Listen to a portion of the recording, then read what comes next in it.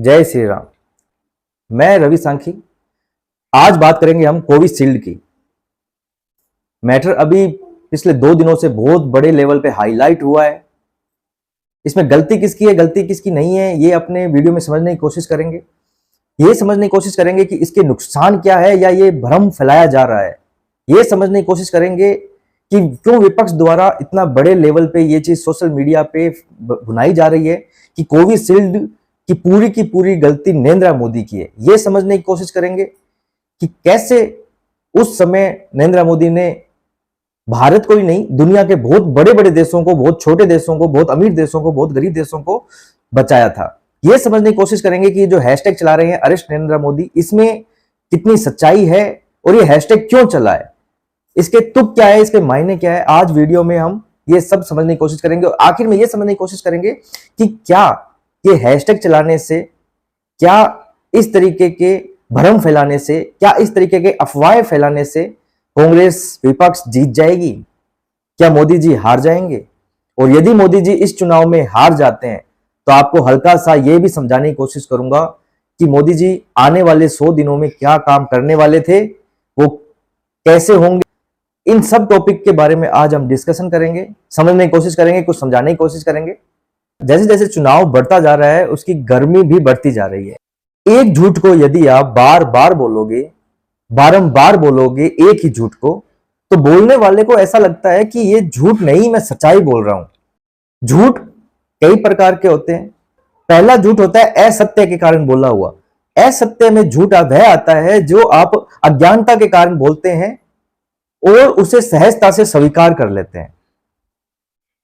उसमें कई बार आप क्षमा मांग लेते हैं, कई बार आप अपने दिल में क्षमा मांग के उस टॉपिक को छोड़ देते हैं। एक झूठ आता है जो जानबूझ के बोला जाता है, पता है हमें कि ये सरासर झूठ है, फिर भी बोलना, क्योंकि अपनी बात को सामने वाले की तरह, सामने वाले के पास पहुंचानी है हमें वो बात।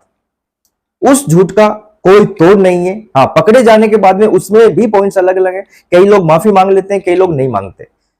तीसरा झूठ आता है जो सबसे निकष झूठ है। एक झूठ को ही बार बार बुनाया जाए, बार बार बोला जाए। तो पहले कहते थे कि सामने वाले को वो झूठ सच लगने देता है, पर आज के समय में मुझे नहीं लगता कि झूठ को आप सच बना सकते हैं। सत्य सत्य है, झूठ झूठ है। यदि आप कोई झूठ बार बार बोलोगे तो सामने वाले को तो पता है कि आप झूठ बोल रहे हो, पर खुद के दिमाग में ये हो जाता है कि हाँ ये सत्य है। और ऐसे लोगों पे हम गुस्सा नहीं कर सकते, सहानुभूति भी नहीं कर सकते, हम बस हंस सकते हैं।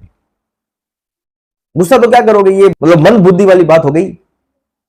सहानुभूति क्या करोगे ऐसे लोगों से, क्योंकि उन्होंने जान करके किया है। हाँ, बस हंस सकते हैं हम उन लोगों पे। मैं किसी पर्सन का नाम लेके आज ये बात नहीं करूंगा, ना मैं करना चाहता हूं।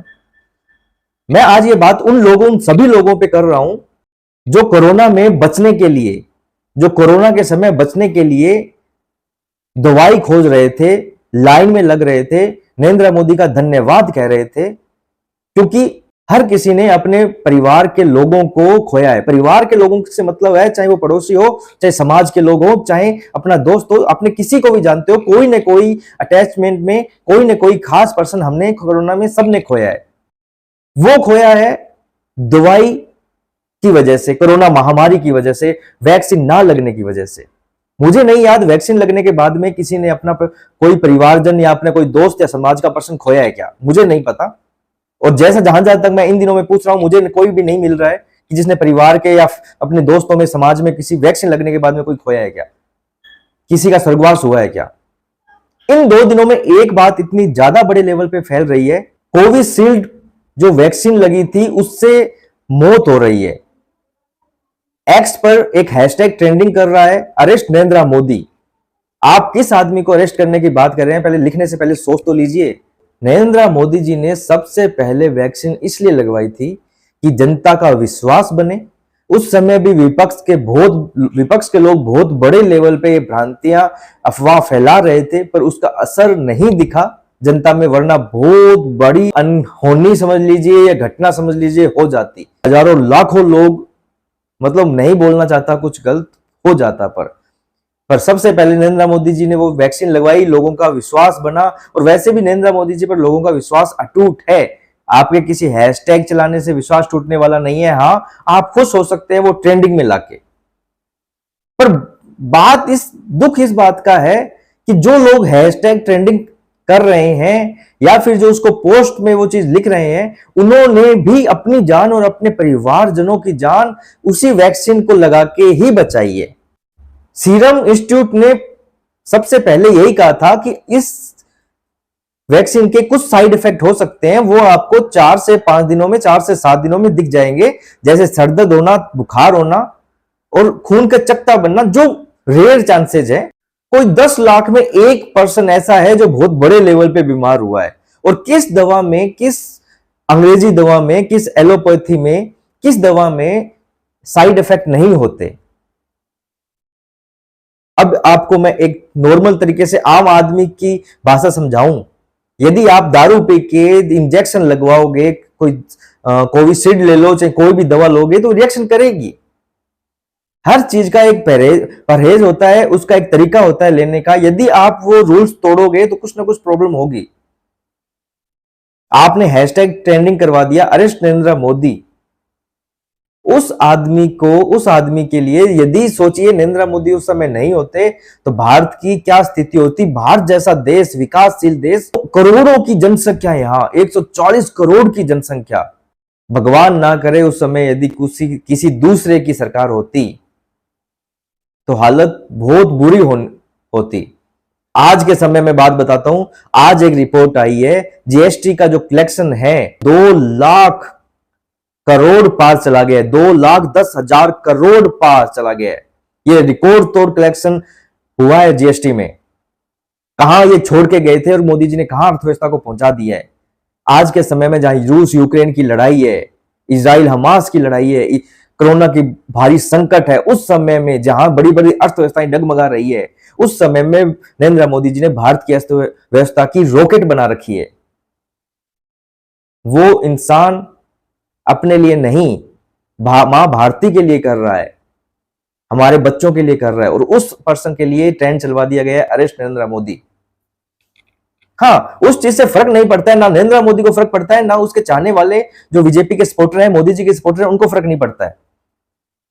बस दुख होता है कि ये आप ट्रेंड करवा रहे हो, आपकी जान उसी आदमी ने बचाई है, ये सीरम बनवा के, भारतीय सीरम।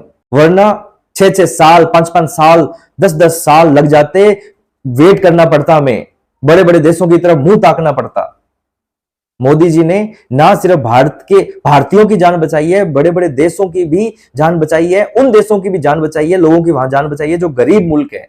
लोगों ने उस समय मोदी जी को हनुमान जी से तुलना कर दी थी, याद होगा आपको। बहुत लोगों ने उस समय हनुमान जी से तुलना की थी, जैसे भगवान श्री राम के लिए हनुमान जी संजीवनी लेके आए थे, वैसे ही उन्होंने जो सीरम दी, लोगों को कहना था कि हनुमान जी का रूप है हमारे लिए। और उस आदमी के लिए आपने पोस्ट ट्रेंड करवा दिया, अरेस्ट नरेंद्र मोदी।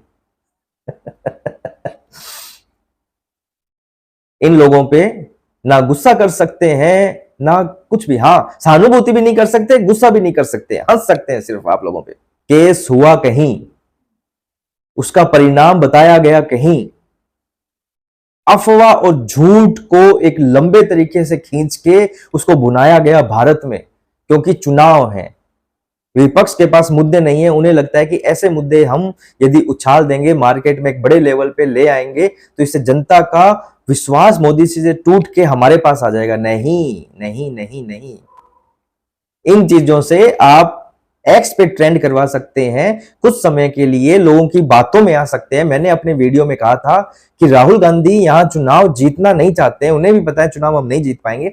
राहुल गांधी बस इतना चाहते हैं कि कैसे न कैसे करके मैं जनता के बीच में रहूं, फिजिकली नहीं तो अपनी बातों में रहूं, मेरी बातों से रहूं। अरेस्ट नरेंद्र मोदी, उस पॉइंट पे अरेस्ट नरेंद्र मोदी। आपको ट्रेंड करवाने के लिए बहुत मुद्दे थे, बहुत मुद्दे थे, पर आपको ट्रेंड सिर्फ और सिर्फ कोविशील्ड पे करवाना था। ये ट्रेंड क्यों? क्योंकि उस आदमी ने भारत को 20 साल पीछे जाने से बचा लिया। उस आदमी ने लाखों करोड़ लोगों की जान बचा ली।